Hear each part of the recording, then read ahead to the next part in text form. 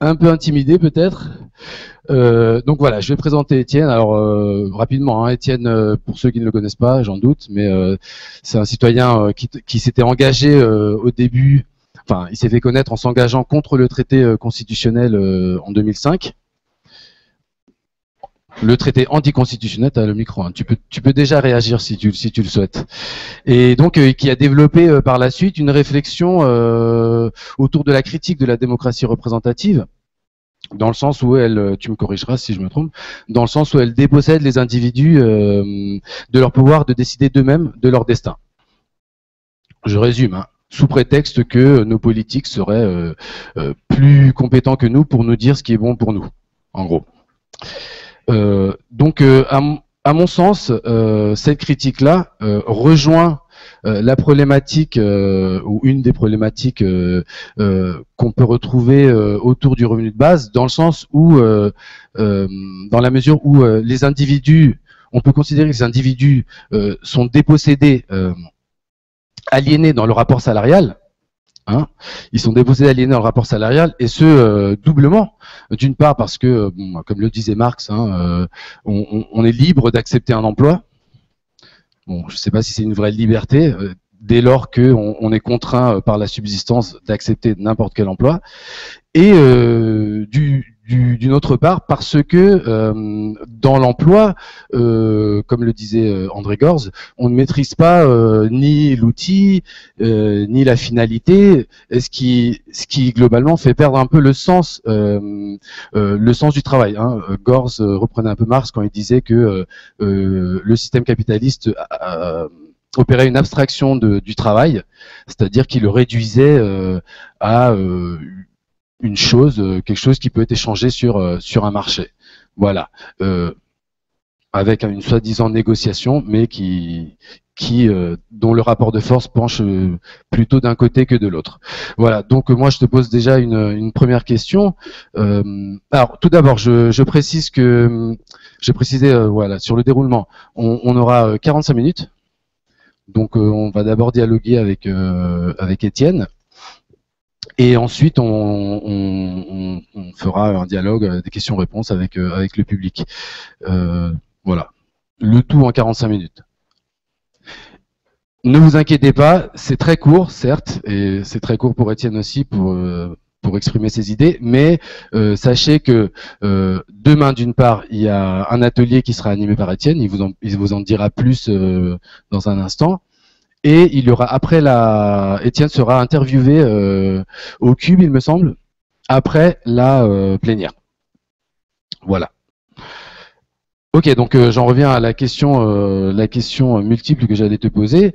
Alors déjà, que penses-tu du parallèle que je viens de faire entre l'aliénation politique, on va dire entre guillemets, et l'aliénation économique, donc la critique que tu fais de la démocratie représentative et la critique qu'on peut faire à travers le revenu de base du rapport à l'emploi, du rapport au travail, du rapport salarial.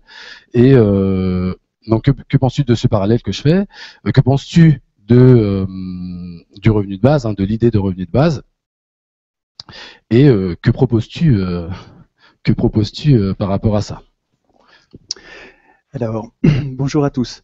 Moi, je ne suis pas un spécialiste du revenu de base, je m'y intéresse comme tout le monde devrait s'y intéresser, et je m'intéresse aussi à toutes les solutions, toutes les propositions, toutes les initiatives, toutes les théories qui ambitionnent d'émanciper les citoyens en distribuant de façon inconditionnelle et à vie une somme monétaire, un nombre d'unités monétaires suffisant pour échapper au maître chanteur de l'emploi et de la dette. Comme dit, j'aime bien ces mots de Friot qui synthétisent la situation dans laquelle nous sommes en termes de chantage et de maître chanteur.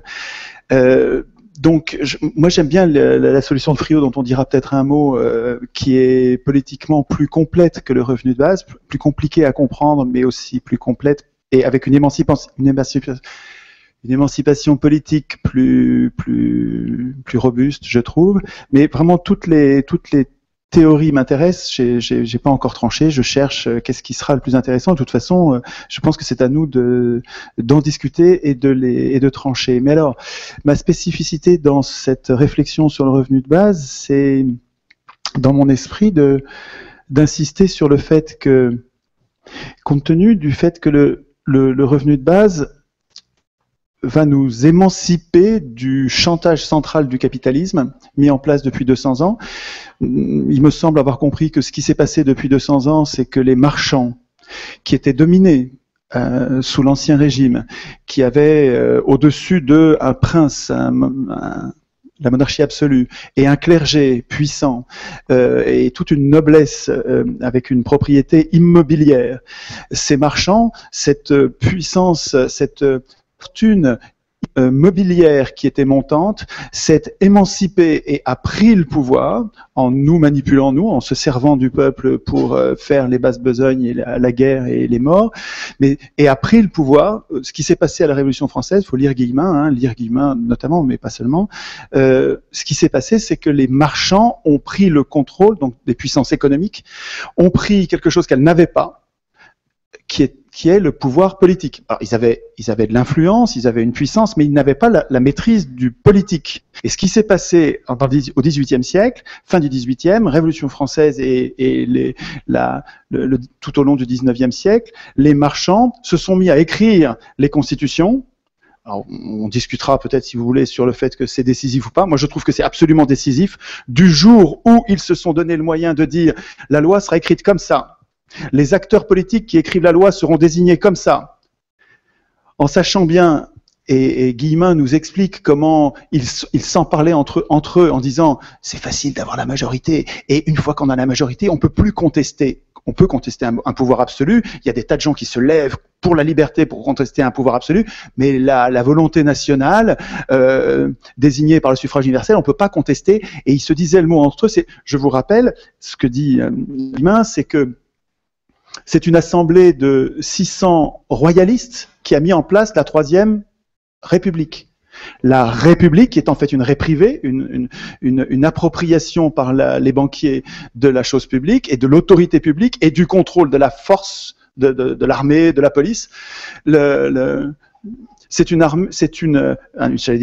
un groupe de royalistes qui avaient bien compris que c'était un bien meilleur moyen d'assurer le conservatisme social, de mettre en place le suffrage universel que la royauté. Et donc, ce que nous vivons depuis 200 ans, ce qu'on appelle trop gentiment le capitalisme, je pense, trouve sa puissance dans la confiscation par des puissances économiques, par les plus riches du moment, la confiscation du pouvoir politique.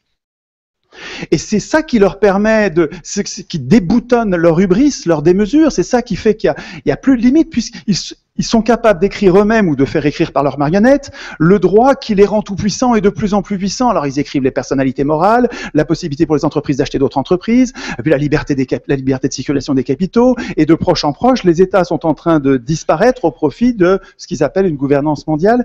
Tout ça est lié au fait, à mon avis, que les marchands ont très bien compris ce qu'ils avaient à gagner, à prendre le contrôle de la création monétaire et de l'écriture des lois, et que nous les avons laissés faire. Donc je ne dis pas que c'est la faute des affreux qui nous gouvernent, je dis que c'est notre faute à nous qui les laissons faire en démissionnant du processus constituant. Alors, dans ce contexte-là, le revenu de base, c'est une bombe atomique pour les capitalistes. Parce que si on arrive à instituer, on imagine une société avec un revenu de base, les termes du chantage s'effondrent, puisque pour l'instant, ce qu'ils ont réussi à mettre en place, c'est, alors volontairement ou pas, peu importe, la situation actuelle, c'est notre dépendance à la monnaie. Nous ne sommes plus capables de cultiver nous-mêmes notre terre. Nous n'avons même pas la propriété de la terre. Nous ne sommes plus autosuffisants. Nous avons besoin de signes monétaires pour vivre, littéralement. Et cette monnaie est rare. Et les plus riches se sont mis en situation d'être les seuls pourvoyeurs de monnaie. Les employeurs sont les distributeurs de monnaie. Nous sommes donc dépendants. Et dans une situation de rareté, les termes du chantage sont posés et ça permet de faire exécuter les plus viles besognes, les travaux les plus dangereux, les travaux les plus critiquables par un chantage. Le revenu de base permet le revenu de base ou le salaire à vie ou le dividende universel ou etc. La solvabilisation inconditionnelle de la demande. Quel que soit le nom qu'on lui donne, quelles que soient les modalités de financement qu'on trouve, détruisent littéralement les termes du chantage et donc nous émanciperait littéralement du chantage économique rendu possible par la prise de contrôle politique. Mais dans ce contexte-là, j'attire votre attention sur le fait que les gens qui sont au pouvoir aujourd'hui, les professionnels de la politique, les élus et les ministres et disons les élus, sont précisément ceux qui ont, alors ce sont les héritiers, mais ce sont ceux qui ont mis en place ce chantage et puis qui le verrouillent aujourd'hui, qui le font perdurer. Alors donc ça me paraît totalement illusoire d'imaginer qu'en leur demandant le revenu de base, et c'est pareil avec le référendum d'initiative populaire, on l'aura, si on s'y prend comme ça, on l'aura jamais.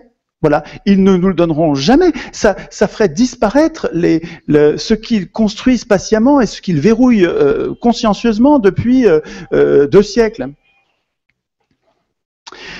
Donc la liberté, ça se demande pas. Nous ne serons pas émancipés par nos maîtres. Ça n'arrivera pas. Il me semble, alors c'est ma façon de prendre les choses. Je pense que on n'obtiendra rien en demandant notre émancipation aux élus. Pour l'instant, nous n'avons pas de constitution.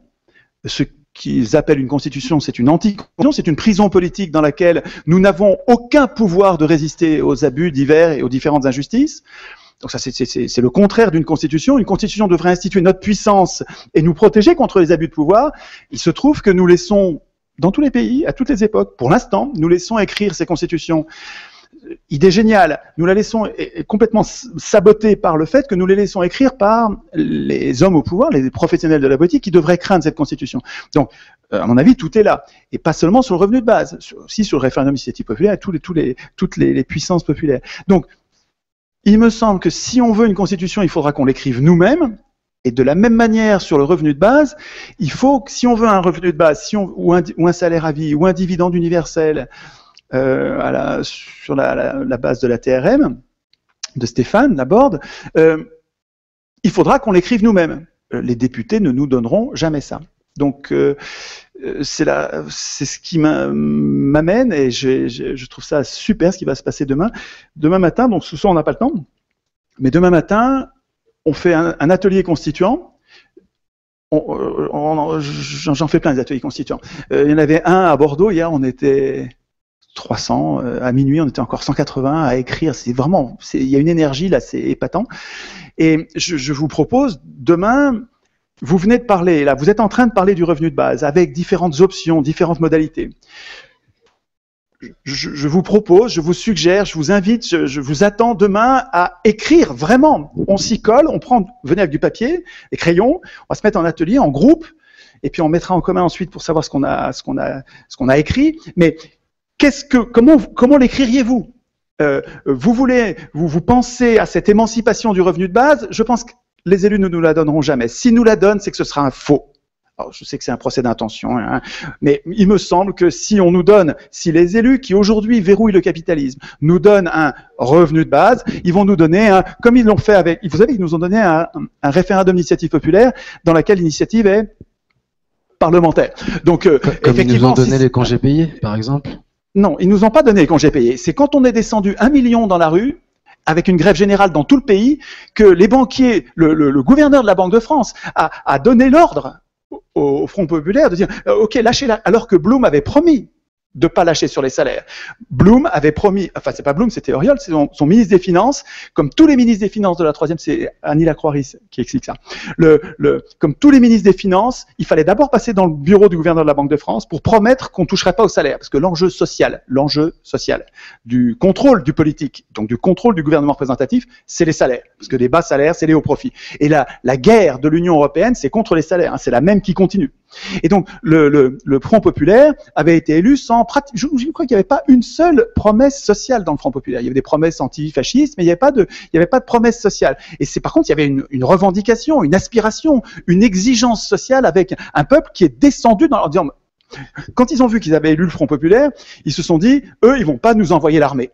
Si on fait grève, et ils se sont mis en grève, occupation des usines, et là, les banquiers, les industriels, ils ont eu peur, et ils ont lâché les congés payés, le SMIC, etc. Mais donc, c'est pas des élus qui ont donné ça, c'est les élus qui pouvaient pas faire autrement parce que nous étions vindicatifs en lutte et prenant notre liberté, exigeant plutôt que simplement quémandant auprès de nos élus. Donc voilà. Donc si demain vous avez le temps, vous allez voir je sais pas si vous en avez déjà fait, mais un atelier constituant, c'est excitant au possible. C'est incroyable ce que ça libère d'écrire nous-mêmes notre puissance politique. Là, quand on s'aperçoit, mais il faut le faire, il faut écrire. Au moment où vous êtes en train d'écrire, vous vous apercevez que, putain, mais c'est simple. Putain, mais il suffirait de ça. C'est-à-dire qu'en fait, quelque chose à quoi j'ai jamais pensé, je savais même pas, j'avais compris la Constitution, en gros, ça sert à organiser les pouvoirs. J'avais pas compris que ça me servait à me protéger. Et que pour que ça me protège, il faut que je l'écrive moi. Moi ou mon semblable qui n'aspire pas au pouvoir, mais qui a peur des abus de pouvoir comme moi, il faut que ce soit nous qui soyons prêts. Et donc, il faut s'entraîner à écrire nous-mêmes ces règles de protection. Et bien, sur le revenu de base, à mon avis, c'est la même, ça passera par la même procédure. Il faut que ce soit nous qui l'écrivions. Alors, moi, j'ai pas besoin d'écrire le revenu de base. Si c'est toi qui l'écris ou toi, peu importe. Il faut que ce soit des gens qui n'ont pas un intérêt contraire à l'un général qui le fassent. Et ça suffira. Mais par contre, il faut qu'on soit prêt, il faut qu'on se soit entraîné comme on s'entraîne à un match de foot. Si aujourd'hui il y avait une insurrection, ça pète comme en Tunisie, on serait pas prêt du tout. Et on élirait l'Assemblée constituante parmi des professionnels de la politique, et on aurait à nouveau des gens qui instituent notre impuissance et leur puissance. Je suggère que nous nous entraînions à écrire la société que nous voulons. Que nous nous entraînions, mais concrètement, en écrivant vraiment des règles. Donc si Frédéric Bosquet pouvait venir demain, si les pointures du revenu de base pouvaient venir, qui ont bien posé sur la question, si Stéphane, je crois qu'il a un concours d'échecs malheureusement, mais si les gens qui ont bien bossé sur le revenu de base, qui savent bien les pièges qu'il faut éviter, le niveau en dessous duquel il faut pas baisser, parce que si on met un revenu de base trop bas, mais le chantage continue et finalement ça devient une aubaine pour les employeurs parce qu'ils peuvent verser moins de salaire puisque finalement revenu de base plus ce micro-salaire, ça suffit pour survivre. Si tu prends pas ça, tu retournes au chômage. Les termes du chantage continuent s'il n'y a pas un niveau minimum. Et ça, ceux qui bossent sur le revenu de base, ils le savent bien. Et donc quand ils vont l'écrire dans la Constitution, dans leurs projets de Constitution, dans leurs articles, et la façon dont vous allez l'écrire m'intéresse au plus haut point, moi. Donc je m'arrête, je suis trop long, excusez-moi, j'essaye de faire court, je parle vite parce que je sais que j'ai pas beaucoup de temps, mais voilà, je sais pas comment ça va se passer ensuite. Non, merci. Ok, donc je vais essayer de... Non. En fait, ce qui est difficile pour moi, c'est que j'adhère à beaucoup de tes idées, donc c'est difficile de te challenger. Et en plus, j'ai pas ton érudition en histoire, et donc j'ai essayé de revenir sur des choses un peu plus concrètes par rapport au revenu de base.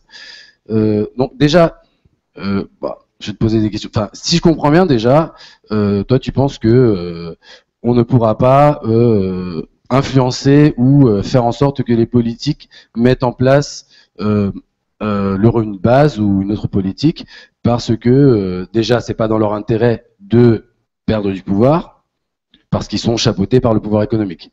En fait, c'est plutôt parce qu'ils sont chapeautés par le pouvoir économique qu'ils vont être, on va pas les laisser mettre en place le revenu de base. Ça pose des questions. Déjà, ça pose des questions. Je suis d'accord avec le fait que la démocratie représentative est imparfaite.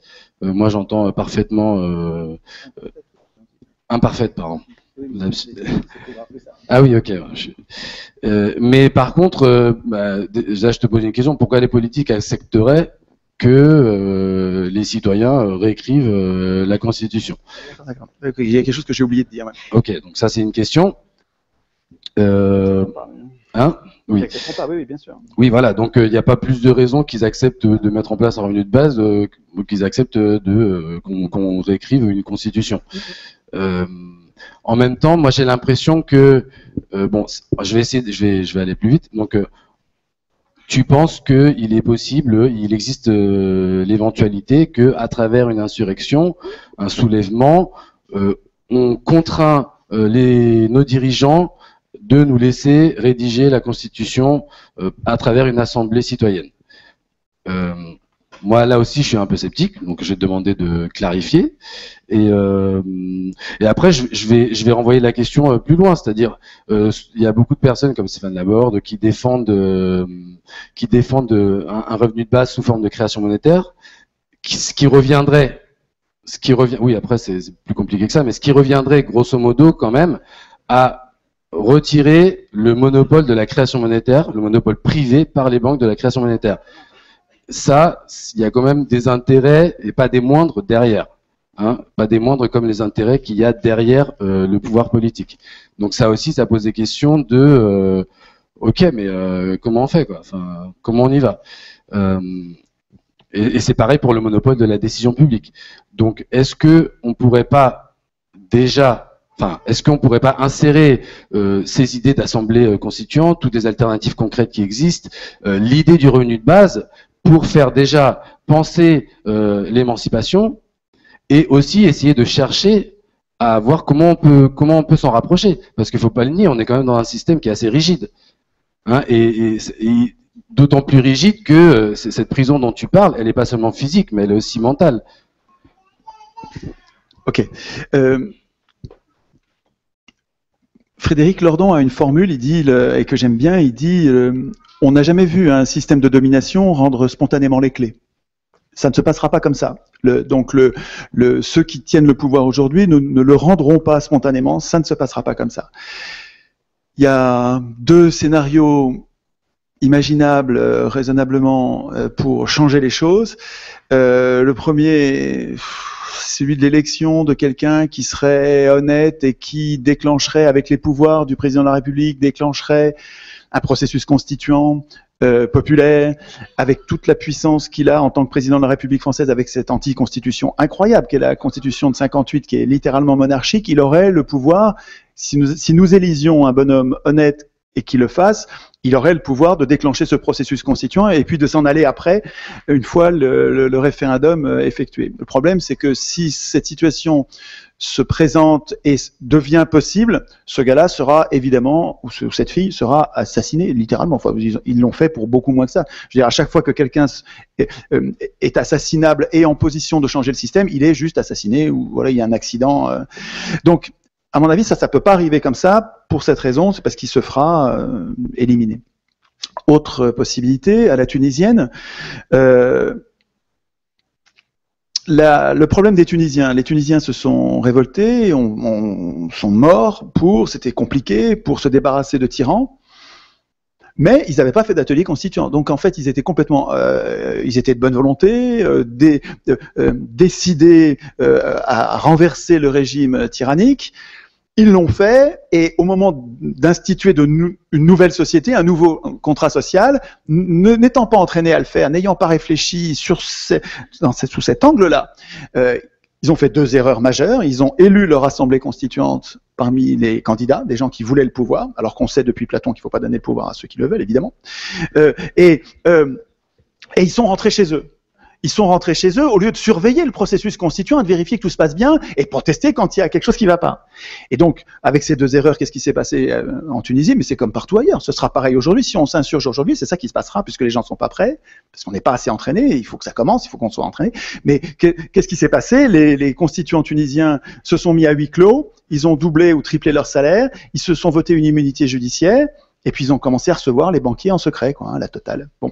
Et puis ils ont même parlé de ne pas soumettre au référendum la constitution qu'ils étaient en train, enfin des oligarques, quoi, les oligarques, des voleurs de pouvoir absolument. Mais ça s'est passé. Pourquoi? Parce que les Tunisiens ont laissé faire. C'est toujours pareil. C'est toujours pareil, et c'est ça l'idée que je cherche à défendre, à faire grandir parmi nous, c'est que tant qu'on dit c'est la faute des autres, c'est la faute des affreux, c'est la faute des voleurs de pouvoir, c'est complètement désespérant. Ça ne pourra pas changer. Si on attend que ces gens-là deviennent vertueux, ça n'arrivera pas. Par contre, en analysant la vraie causalité de ce truc, je trouve la cause en moi, en disant c'est parce que je suis inculte, peureux, c'est parce que je suis, j'ai un complexe d'infériorité, je crois que je ne vais pas y arriver. Si c'est en moi, en fait, c'est parce que j'y ai pas pensé, parce que j'étais pas au courant, on m'en avait jamais parlé, j'avais jamais eu l'idée. Donc, si c'est simplement une question de conscience individuelle à grande échelle, mais là, on a une solution. On a un truc sur quoi on a prise. Et c'est pas théorique ce que je vous dis, hein. C'est pas une idée, c'est très concret et c'est une vraie prise, parce que sur le reste on n'a pas de prise. Tout est verrouillé pour qu'on n'ait pas de prise. Les institutions là, nos institutions, c'est des anti-constitutions dans lesquelles nous n'avons aucun pouvoir politique. Le seul truc, mais c'est même pas un pouvoir, c'est le droit qu'on nous laisse et qu'on appelle pompeusement suffrage universel, en nous appelant fallacieusement souverain. On nous laisse le droit de désigner nos maîtres Des gens qui vont tout décider à notre place. Hein. Dites-moi si j'exagère, hein, mais j'ai jamais écrit une loi. Il n'y a aucune chance pour que vous écriviez une loi et même pour que vous la votiez. Ces gens-là vont tout décider à notre place. Donc nous avons le seul pouvoir, entre guillemets, c'est pas un pouvoir qu'on nous laisse, c'est de désigner des maîtres parmi des gens qu'on n'a pas choisis. Donc vous avez le choix entre crapule A, crapule B, crapule C, et même en cas d'abus de pouvoir, comme par exemple, imaginez qu'il y a un référendum auquel nous dirions massivement non, non, non, on veut pas. Et même dans le cas hypothétique où les parlementaires décideraient, ben si, ce sera quand même dans ce cas-là, on n'a pas le moyen de résister. Donc véritablement, on est dans des prisons politiques qu'ils appellent constitution, mais ça ne marche que parce que nous sommes incultes. Ça ne marche que parce que nous jouons le jeu. Ça ne marche parce que nous appelons démocratie, cette antidémocratie. Nous appelons constitution, ces anticonstitutions. Nous appelons suffrage universel, ce qui est un anti-suffrage universel. Un vrai suffrage universel, c'est nous qui votons nos lois. Un suffrage universel, c'est nous qui votons nos lois, pas nous qui votons nos maîtres.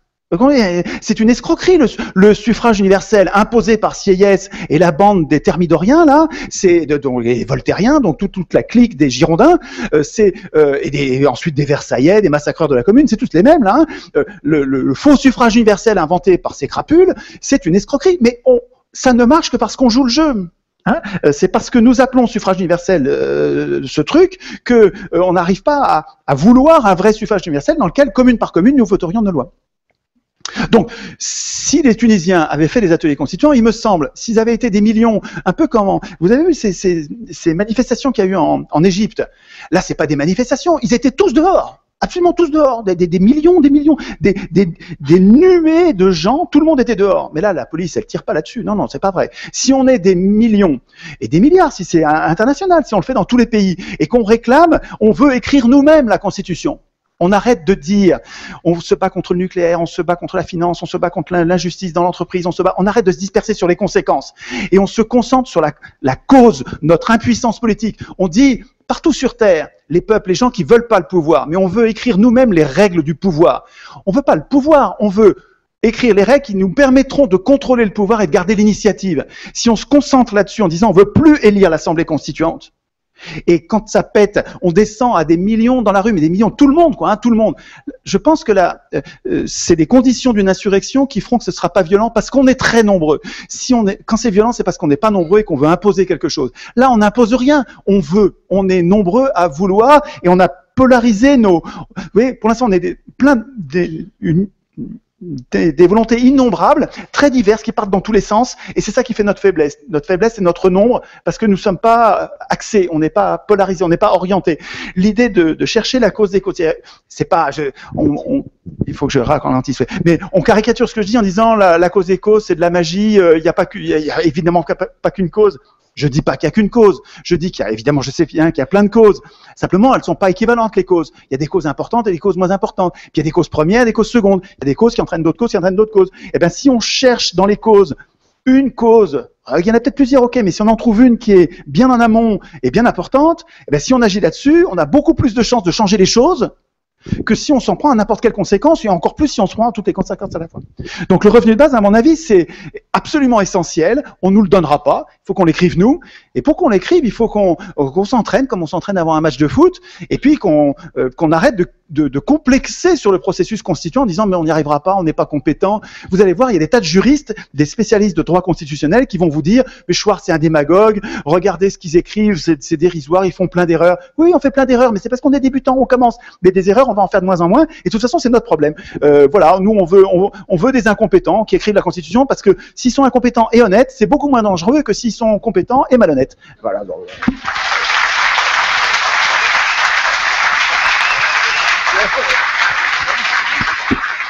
Merci.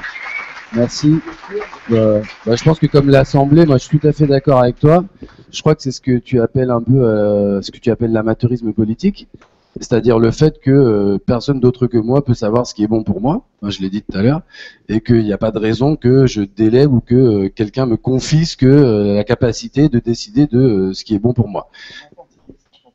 Voilà, c'est comme ça qu'on nous met sous tutelle, on nous infantilise, on nous fait croire qu'on est expert, voilà, c'est la professionnalisation du politique. Ça a été étudié, voilà, pendant très longtemps dans les sciences politiques. Alors, on va poser des questions. Ben, c'est ce qu'on va avoir. Alors, je voudrais juste, voilà, donc, mais donc, pourquoi, moi, je veux juste, enfin, je vais pas te poser la question à toi, je poserai la question en général, mais tu as dit, on joue le jeu, mais pourquoi on joue le jeu, en fait? Ah, mais c'est l'école républicaine qui fait ça, hein. Et moi-même, j'y Oui, ai participé. en partie, oui, ouais, en partie, oui. Mais qu'est-ce qui, je suis d'accord, mais qu'est-ce qui sous-tend tout ça? Enfin, bon, je vais pas faire mon marxien, mais il y a beaucoup de ce qui sous-tend ça, c'est la contrainte qu'on a sur nos choix de vie du fait justement de notre soumission, et oui, notre soumission au rapport salarial. Je dis pas qu'on a, si, bon, il y a beaucoup de gens qui n'ont pas le temps de se poser la question d'un revenu de base ou de l'écologie ou de quoi que ce soit. Il faut qu'ils aillent travailler leur 8 heures, 10 heures par jour pour ramener à bouffer à la maison, et la seule chose qu'ils ont envie de faire, c'est regarder la télé. Et regarde, 3h30 de moyenne, hein, 3h45 voilà. Maintenant d'ailleurs, de moyenne mondiale devant la télé. Et moi, je regarde pas la télé, donc il y en a un qui regarde 7 heures. Hein. Donc, ils ont un peu de temps, ils pourraient prendre 1 heure. Non, c'est pas, enfin, du temps, je pense qu'on pourrait. Donc ça, on le comprend. Donc, pourquoi nous jouons le jeu? C'est plutôt le jeu qui nous joue, j'ai envie de dire. Et en fait, donc, à ce niveau-là, pour moi, le revenu de base, ça peut constituer, si ce n'est une manière de repenser les choses, parce que bon, on a discuté déjà ici de ce qui doit être suffisant ou pas, de qu'est-ce que ça implique, quels sont les enjeux, mais déjà, ça peut nous aider à penser ça, et que même si le simple fait de mettre en place un revenu de base qui soit universel, je ne veux pas parler de montant, je ne vais pas rentrer dans la polémique maintenant, mais ce simple fait peut déjà déclencher une décolonisation des imaginaires, c'est-à-dire que faire penser les gens qu'il y a d'autres formes enfin, on peut reconnaître d'autres formes d'activité en dehors de l'emploi qui créent de la richesse, etc. Donc voilà, pourquoi pas une voie douce vers une autre société qui inclurait le revenu de base, tout en s'organisant collectivement dans Terra. D'ailleurs, ça c'est une question que je voulais te poser, mais peut-être qu'on te la posera dans le public sur le mode de prise de décision à Terra. Donc voilà. Bah, je crois que oui, bah on va faire un appel aux questions dans le public maintenant. S'il y a des questions? Non, il n'y a pas de questions. On prend 2-3 questions affilées ou comment vous voulez faire? Une à la fois? Alors dans ce cas-là, essayez de faire des questions, de poser des questions concises et courtes. Allô, nous n'avons que 13 minutes. Je pense à un petit exemple récent qui s'est passé en Espagne. Les usines Coca-Cola ont décidé de fermer 3 usines en Espagne. Aussi sec, sur Internet s'est développé un mouvement qui a dit boycottons Coca-Cola. Et c'est passé la chose suivante, c'est que Coca-Cola est revenu sur sa décision. Et moi, la question que je me pose, est-ce qu'il n'y a pas un moyen Internet qui permettrait justement de faire un moyen Internet, de changer le système, si vous voulez? Ça me paraît... Je vais faire court. Si on arrive on le prend au mieux, on arrive à boycotter et à obtenir un changement de comportement d'une multinationale. Mais la multinationale perdure, les autres continuent à... Je veux dire, que d'efforts pour quand même, au regard de toutes les injustices et de toutes nos impuissances et des catastrophes qui se préparent, je trouve ça... Le prenez pas en mauvaise part, parce que c'est bien, mais en même temps c'est dérisoire, c'est trop peu de choses, quoi. Ça fait tant d'efforts. C'est compliqué de mobiliser les gens.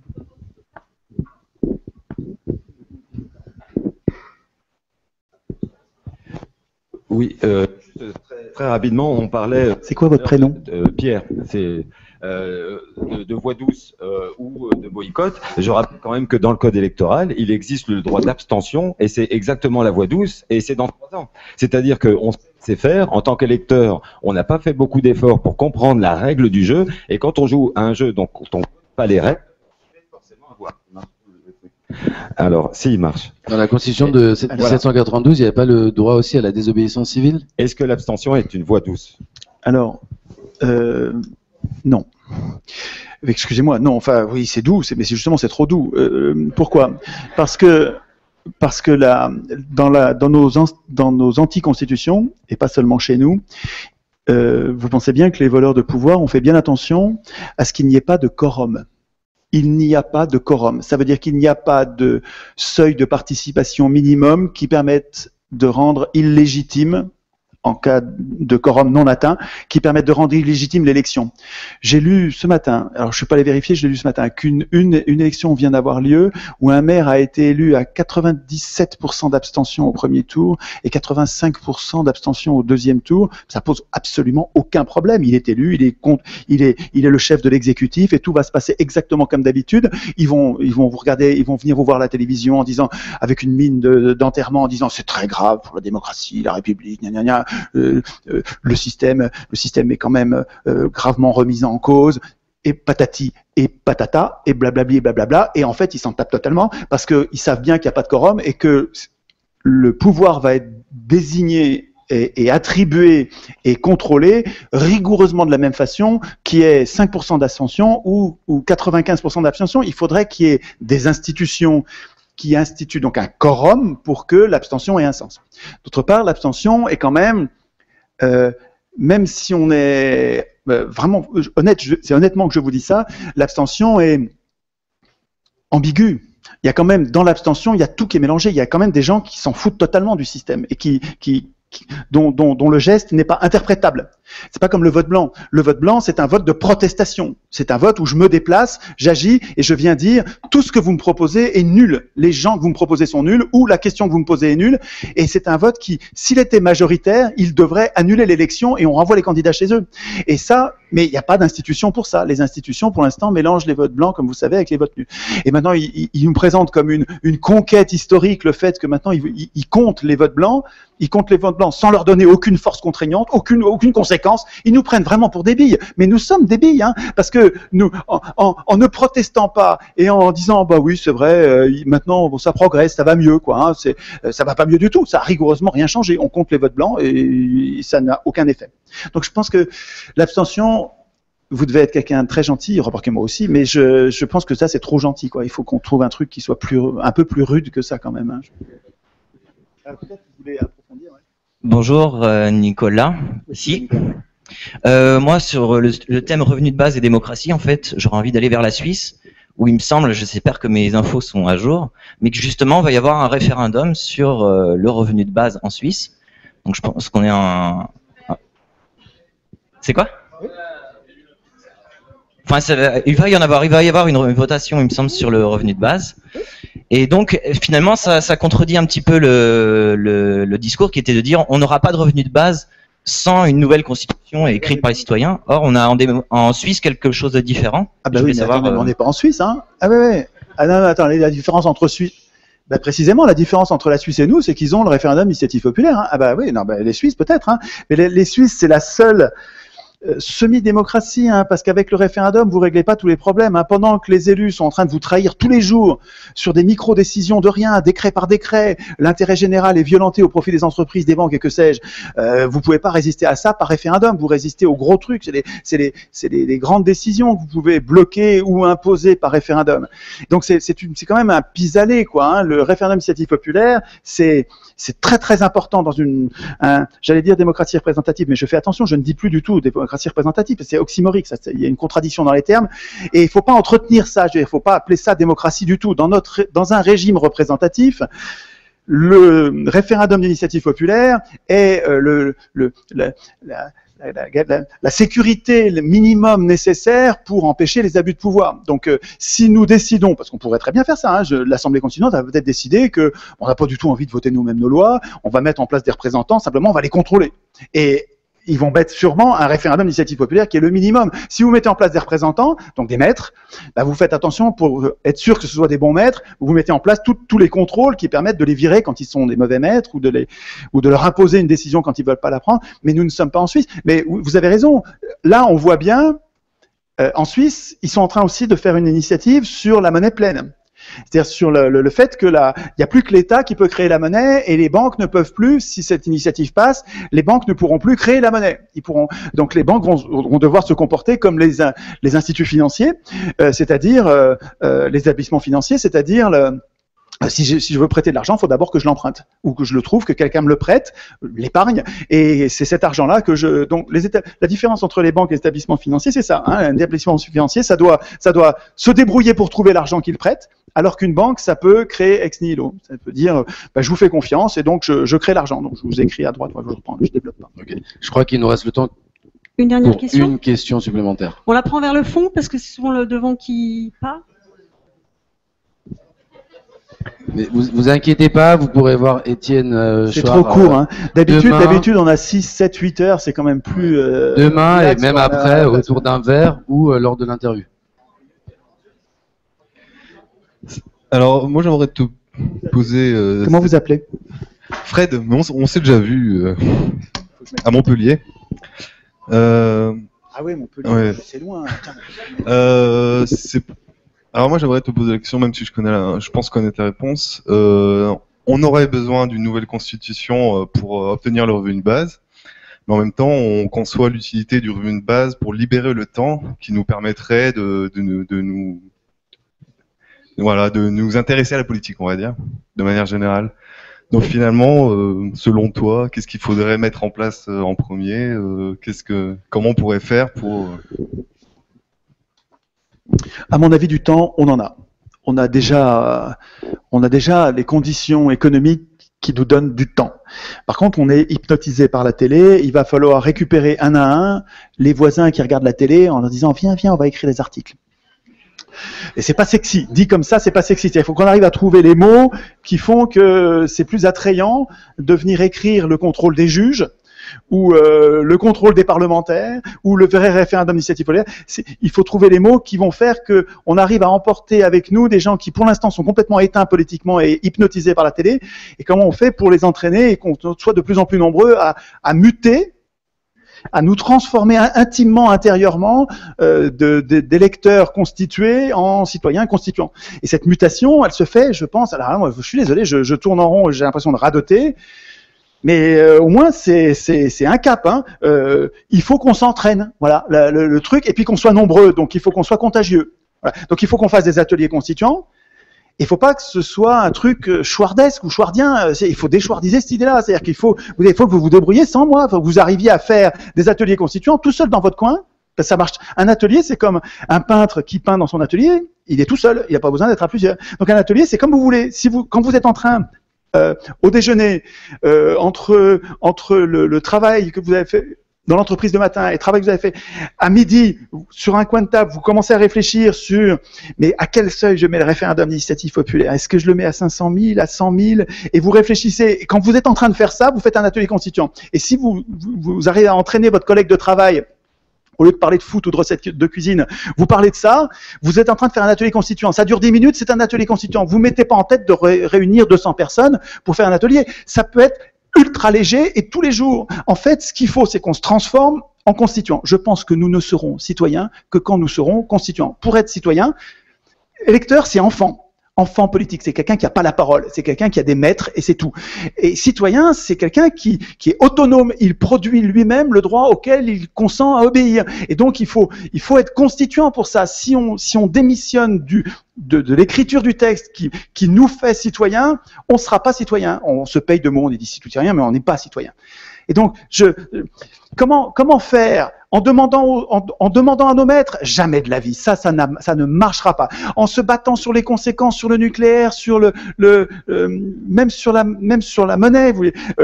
Tout ça, et dans un contexte où nous n'avons pas de puissance politique, c'est voué à l'échec. Se battre sur les conséquences.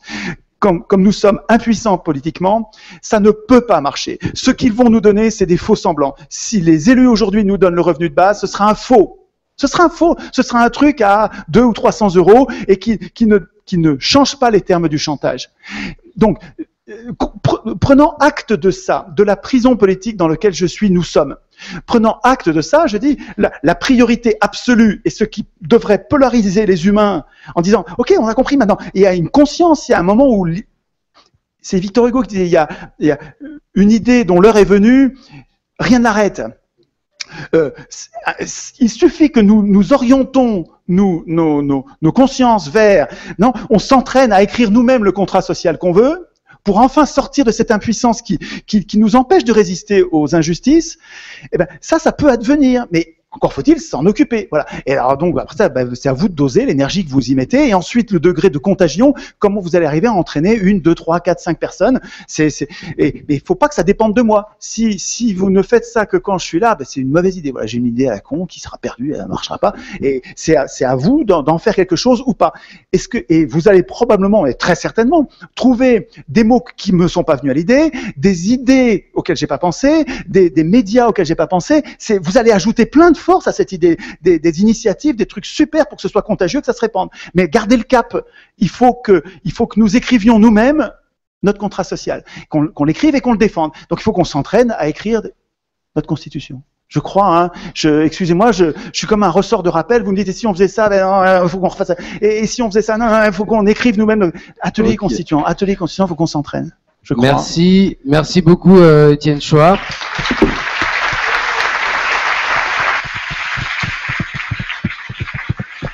Bon, il nous reste encore plein de choses à discuter, plein de débats. Ça s'arrête pas là, parce que c'est juste le début, donc je vous invite à déjà écouter la suite et ensuite à vous rapprocher d'Étienne Chouard. Moi, en tout cas, moi, je vais me rapprocher de lui parce qu'il y a des choses sur lesquelles je suis pas forcément d'accord. Alors, la plénière n'est pas terminée. Nous avons une seconde intervention.